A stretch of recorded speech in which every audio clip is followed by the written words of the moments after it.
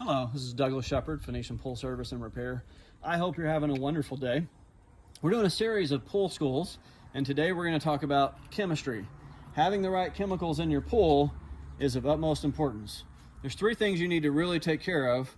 One is flow, one is chemistry, and one is your filter. If any of those are out of whack, your pool is going to turn green pretty quickly, especially in the summer. But today we're talking about chemistry, which needs to be checked on a regular basis. Now, I want to give you a disclaimer here. There's lots to know on chemistry, and today I'm just giving you the basics, what's on the AquaCheck 5. There's clarifier, there's phosphates, there's all kinds of things that we're not going to cover on this, but we're going to talk about the basics of the AquaCheck 5, okay? There's also an AquaCheck 7, and AquaCheck 7 will tell you your water hardness and your stabilizer, so if you need to drain your pool. Okay, so if you look at these, you will see we have total chlorine, we have free chlorine, we have pH, and we have alkalinity. In each of these, you see it says okay, pool okay, spa okay, okay, and okay. So they'll tell you what they are, and then it'll tell you the numbers that you were looking at, and then it'll tell you where the okay ranges are. In most pools, if it's not a vynl or something like that, I'm okay with pool okay and spa okay on the norm. Okay, so what you do is you take a strip out, which we'll do in a minute, and you line them up to see where it is. But let's just talk about each one of these. Total chlorine I don't really care about because it's usually dead chlorine. What I care about is free chlorine, what's living, what's active, and what's killing chlorine. I always want to be at least a 0.5 to a 3 or 5 so that I'm fighting off algae and sanitizing the water, and it's a good safe place to swim. Okay, we'll talk about how to get it there in a minute. pH I want to be in this range. If your pH or alkalinity are off, it's really nasty. It can eat through your interior and mess up your pool. So let's talk about chlorine. Okay, so on chlorine you do what's called shocking the pool. Okay, so when you're at a 0, you need to get it up to that 1 to 3 range as quick as possible. If you have a salt system, that's a totally different thing. It makes its own chlorine, but you still don't want to be at a 0. So when we shock our pool, we're going to put our chlorine in the shallow end and our acid in the deep end. Chlorine in the shallow end and acid in the deep end. The reason we do that is because when you mix chlorine and acid, they make toxic fumes. So not a good idea. Technically, you could put your chlorine anywhere, but I just like to have you in the habit of chlorine in the shallow, acid in the deep. Acid is really bad. It eats through concrete. You don't want to breathe it in, but we do not put it in the shallow over a step because it'll eat through your color. Now you can see on my interior, I have a nice, pretty blue interior. So if you had like an old plaster pool, it's much more forgiving.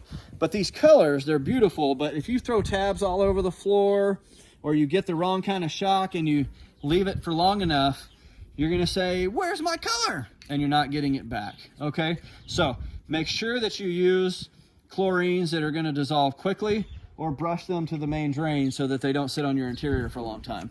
My preferred chemicals are dichloride, calhypo, and liquid chlorine. The nice thing about liquid chlorine is it has no hardness, it has none of the stuff that messes up your pool, so it's a nice, easy, safe one to use.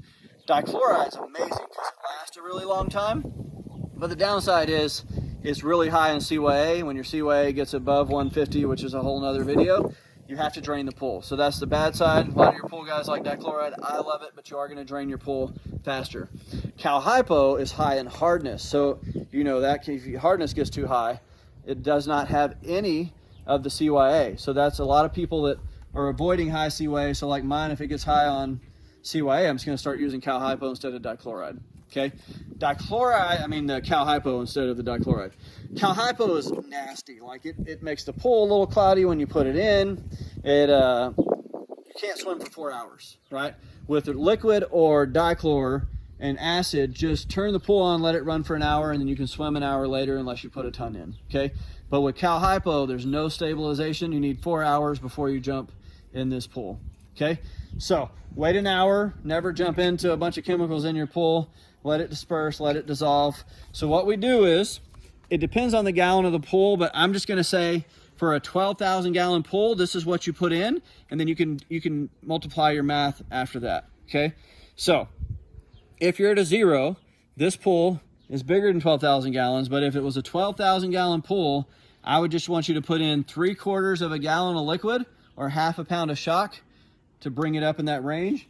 And then we put tabs in our floater over here, and mine need a couple. And the chlorine tabs are made of trichlor. So again, we don't want them on the bottom, but it just slowly dissolves in the pool until you check it again. You try not to run out before it loses chlorine, okay? So shock it. I would check your pool every 3 to 7 days, depending on the temperature.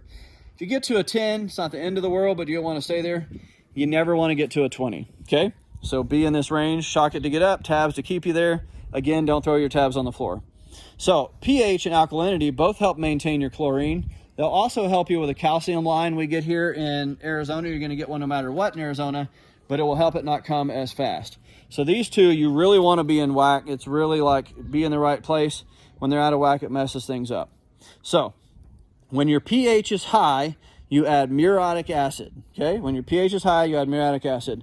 On a 12,000 gallon pool, you're going to add it in the deep end, not over a step, and you're going to do about 1 cup to 2 cups, and then check it the next day, unless it's really, really high. But I really never want you putting more than 1/4 of a gallon of acid into a 12,000 gallon pool, because you can just check it the next day. Because if you put too much, rather than going in here where you really want to be, I love to be right at 7.5.